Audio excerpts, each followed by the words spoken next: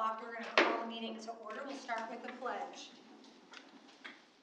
I pledge allegiance to the flag of the United States of America and to the republic for which it stands, one nation, under God, indivisible, with liberty and justice for all.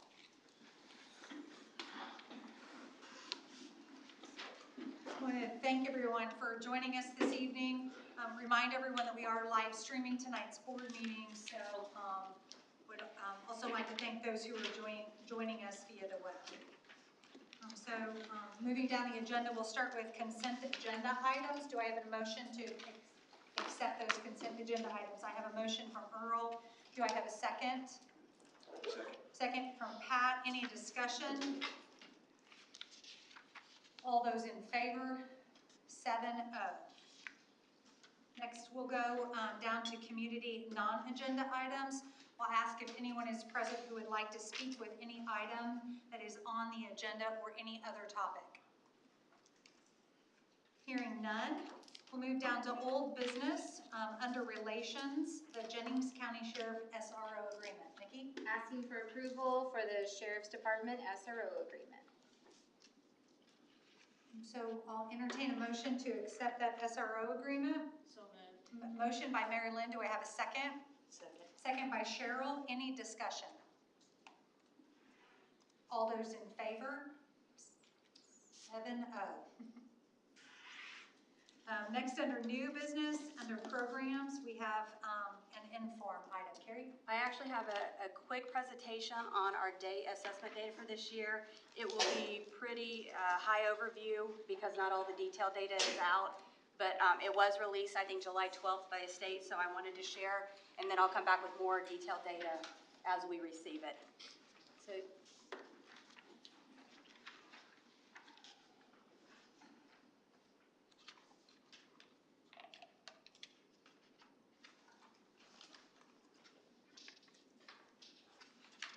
So we're going to start with an overview of state data and just the trends that you would see at the state, across the state, I'm sorry.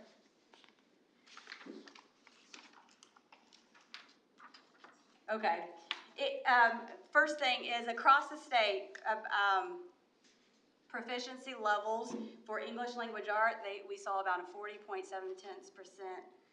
proficiency rate. And then math was about the same at 40.9. When we looked at, there we go. Thank you. So that's that. You can go to the next slide. So as you look at this, you can see this is for socioeconomic status. The yellow represents ELA for the last 3 years, and the blue represents the math for the last 3 years. When they separated the paid meals, free and reduced meals, you can see to the left that ELA for paid meals stayed within a percentage for the last 3 years.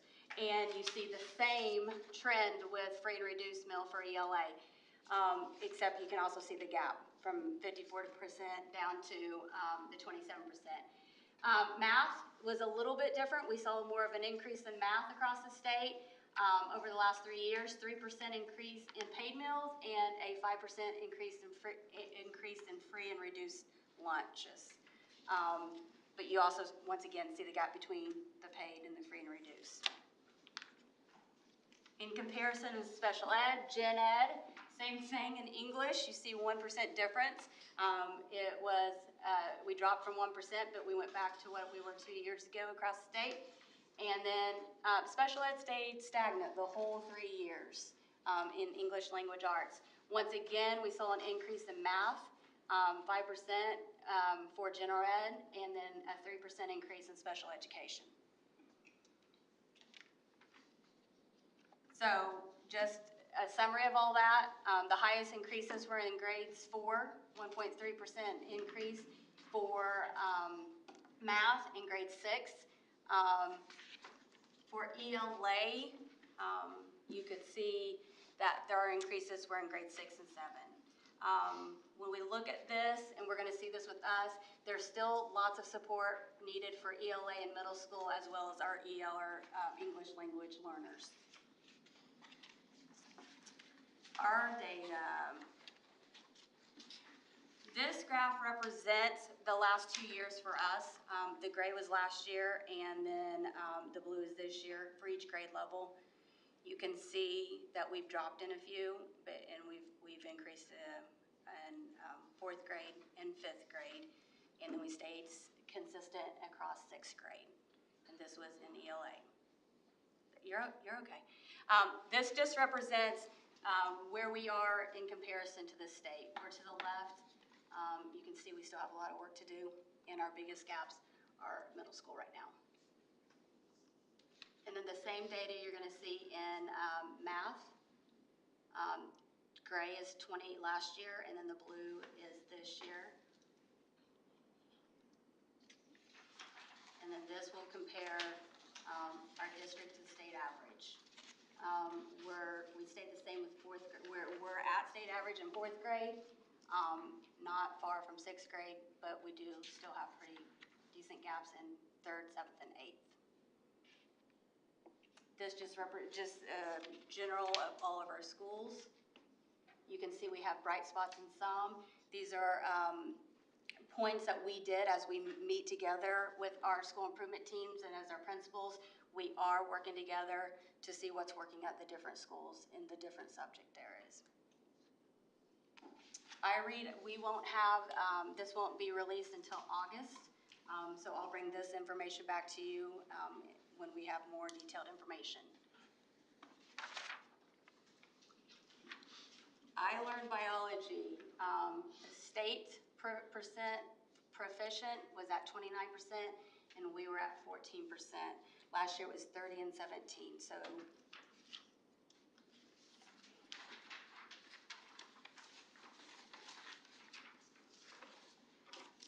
SAT, English and reading, we met our benchmark at 42%. For math, it was at 14% for this year.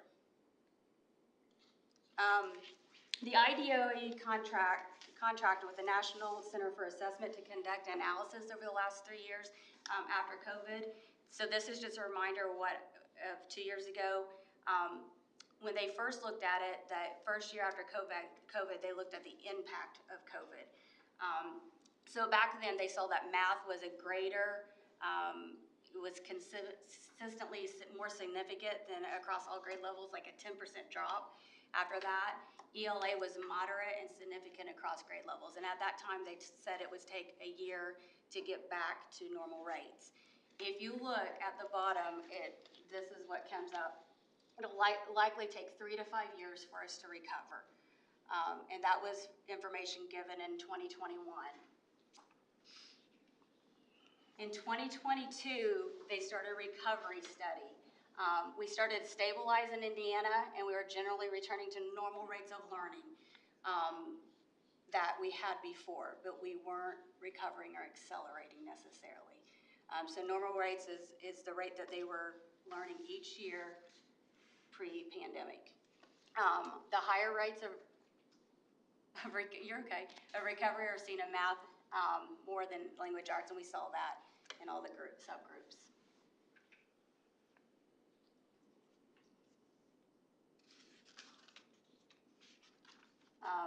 I just said the normal rate, students are continuing to stabilize or accelerate and recover in math following the pandemic. The rate at which students are stabilizing or accelerating and recovering ELA varies by population, and we are definitely seeing this. The big thing is students who are not proficient in ELA and math prior to the pandemic are not recovering at the same rates as their peers.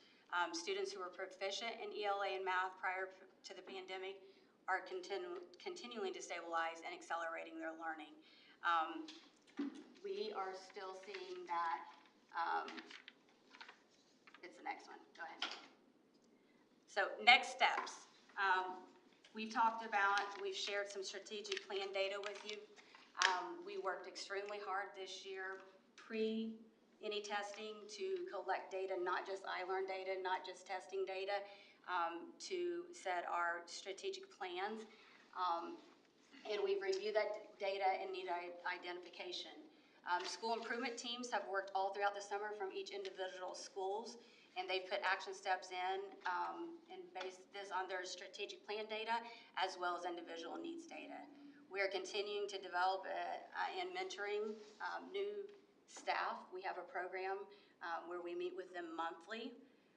Sand Creek, we're really excited about this. Sand Creek is part of a literacy cadre where they are going through, they have a new literacy coach who's going through special training, and we're collaborating together with all the schools.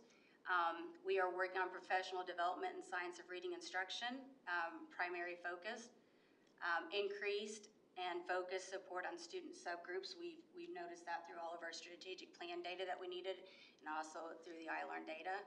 Continuing with our UDL and PBIS implementation. We are also STEM programming and certification process throughout the district. We had one school, Grand Creek was STEM certified last year. We expect at least Hayden to apply for it this year, and everyone's working towards that progress. And then additional goals are going to be identified in the strategic plan and school improvement goals that each individual school is working on. So I will come back with more specific data once it is released. That item wasn't informed. Does anybody have any questions for Carrie? Okay, might be a good time to say thank you to our team members from IT. I know that IT doesn't always work the way we want it to, but let me tell you, we always appreciate you all being here, so thank you for that very much. So we'll go on down the agenda, and we have under professional staff, we have some recommendations. Yes, asking for approval for Dylan Boswell to be hired as the Jennings County High School assistant football coach. He would be receiving 3/4 of a stipend. Jennifer Lee, we're asking that she be hired at Grand Creek Elementary as a teacher, and Elena Newby will be moving from North Vernon Parapro to North Vernon Elementary teacher. So those are the recommendations, please. Okay, do I have a motion to accept those recommendations as read? I have a motion by Travis. Do I have a second? Second by Chelsea. Any discussion?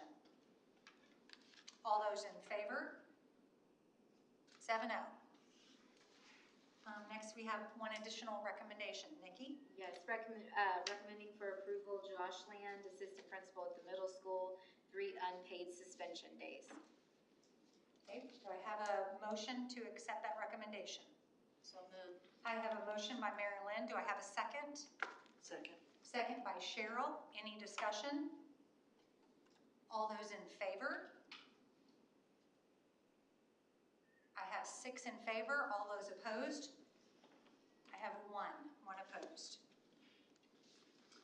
Next, permission to fill positions. It's that time of year getting started for school. We still have a couple open positions. School starts before the next school board meeting. So asking for permission to fill positions before school starts if that happens between now and then.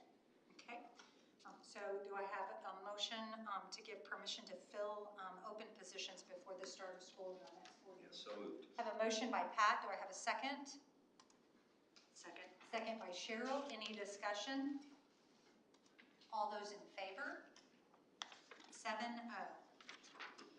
Next, we'll move down under support staff recommendations. Asking for the following recommendations to be approved, please. For Matt Cates to be hired as a Jennings County High School assistant football coach with 3/4 of a stipend. Zach Day also to be hired as an assistant football coach with 1/2 stipend. Cole Elmore also to be hired as assistant football coach with 1/2 stipend. Chelsea Fields to be hired as the middle school assistant volleyball coach. Destiny Brooke Garinger to be hired as the Grand Creek Elementary Parapro. Faye Rao to be hired as the Jennings County High School girls assistant soccer coach. Alexis Thorpe to be hired as the Jennings County High School PACE Parapro. And lastly, Everett Wilshire Jr. to be hired as the Jennings County Middle School girls assistant basketball coach.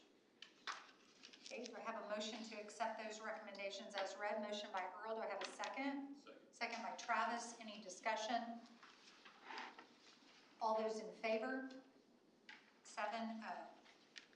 Next, we're down under finances. We have some donations. Philip? 2 donations. I'm asking approval to accept Lehman Humble Insurance, Bailey Sanders, $300 to the culinary class at the high school, and Tri-Kappa of North Vernon, $225 to the Middle School Nutrition Club. I have a motion to accept those donations. I have a motion by Chelsea. Do I have a second? Second. Second by Pat. Any discussion? All those in favor? 7-0. Next, we'll talk about the budget timeline. Yeah, this is just an inform. I mean, I'm not gonna worry about reading through the dates. The key to this is pretty much every meeting between now and October, there's gonna be some sort of budget element. The biggest being September 21st, the hearing, and October 5th, the adoption. Okay, that item isn't informed. Does anyone have questions for Philip? Okay, hearing none, we'll go down under operations. There's a transportation update. So Tim Poor is here to talk with us about construction and what that means for us for starting school. We've worked with NVPD and Tim has a plan to share. We've worked with a variety of stakeholders to make sure that we've tried to think through all the possibilities and prepare a plan so that school can start safely and successfully. So, starting at the high school, middle school, and North Vernon Elementary campuses, we have buses rolling in starting at 7:30. Those are typically our special needs buses. We have contacted North Vernon Police Department, and they're going to have an officer staged at the end of Hayden Pike and North Vernon Elementary every morning that's going to direct traffic. The reason for that, we feel like with everybody using Hayden Pike from the south of town coming in, that Hayden Pike's going to back up. So the North Vernon Police Department's going to be there to kind of keep traffic moving. They'll be there from 7:40 in the morning till 8:20, when typically all of our shuttle buses have come in and are on their way out. In the afternoon, we have our custodians from the high school and North Vernon Elementary going to man that same intersection. So if you would show the map, the one that says Walnut Street. Nope, yeah, sorry. That's the reason we're having this discussion. So as you can see there, we've got the, thank you. We got the high school parking lot there with the arrow. There's going to be 2 custodians there at the end of the high school campus. And the reason for that, high school students, after the bus traffic leave, there are going to be some that want to go right instead of turning left and going to Hayden Pike. So we're going to have 2 custodians there. At the X there by North Vernon Elementary entrance, we're going to have 3 custodians. 1 for eastbound traffic, 1 for westbound traffic, 1 there policing car riders coming out of North Vernon Elementary. If you go back to the schedule, you don't have to. Most of our car riders from North Vernon Elementary is going to be out of the way before our buses leave the high school campus. But just in case there's some stragglers, we're going to have somebody there for that. The X there at the corner of Brownstown Road and Hayden Pike, we've got 1 middle school custodian coming up there, and we're going to talk with Columbus Christian Schools and see if they can man their driveway there a little farther north on Brownstown Road, just to kind of keep traffic back. And I've talked with Columbus Christian School today, and they're going to have all of their car riders, when they're dismissing, they come in that gravel drive, they're going to loop around and exit that gravel drive, just to kind of limit construction or more traffic there in the construction zone. So that's really all I have. So Chuck Hurley did all this by himself. It takes 5 now to replace him. Yeah, Yeah, he had a lot more respect. great man, great man. Hey, Tim, so will they basically prevent people from coming out of the high school from turning right? They No. are not going to, not in the afternoon, no. Okay, I wondered. So principals all met today, also went through the plan. They'll be communicating with their staff Bus drivers already had their annual meeting, Tim communicated that there. So after tonight, we're gonna start sharing with parents as well on social media throughout the next week, just to make sure people are informed. We do anticipate the heaviest traffic will be on Hayden Pike, so that's why we have some of our buses going on that bypass around. There's a little bit of adjustment in time for some bus riders at the schools on releases, just to help as well, but that won't impact the families who are car riders at all. Thank you, Tim, for detailing all that. Yeah, so this item wasn't in form, and so thank you for being present to present that to us. Just would remind anybody who might be listening or watching, or if you share something on social media, once this is posted, just encourage individuals who don't need to pick anyone up at the high school, the elementary school, the middle school, just to try to stay away from that area, go around to different routes, stay off of Hayden, Pike, anything you can do to help mitigate this while the construction is going on. Of course, we want to be good partners to NDOT and all of the work that they're doing on Walnut Street to make sure that the drainage is appropriate and the resurfacing, everything that has to happen. But again, I know that this is going to be a little bit congested during that time, so appreciate any help we can get. So next we'll talk about a transfer route. Yeah, we would like to get approval to transfer Larry Kirby's contract route 809 to Melissa Bailey. Okay, do I have a motion to accept that transfer? Motion by Chelsea, do I have a second? Second.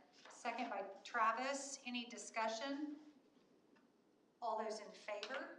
7-0.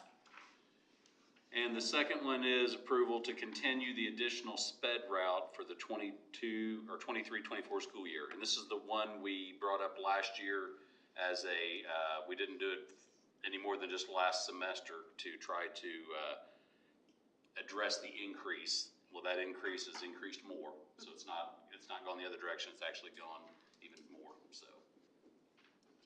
So do I have approval to continue the sped route for 23-24 school year? Motion by Pat, do I have a second? Second. Second by Mary Lynn, any discussion? All those in favor?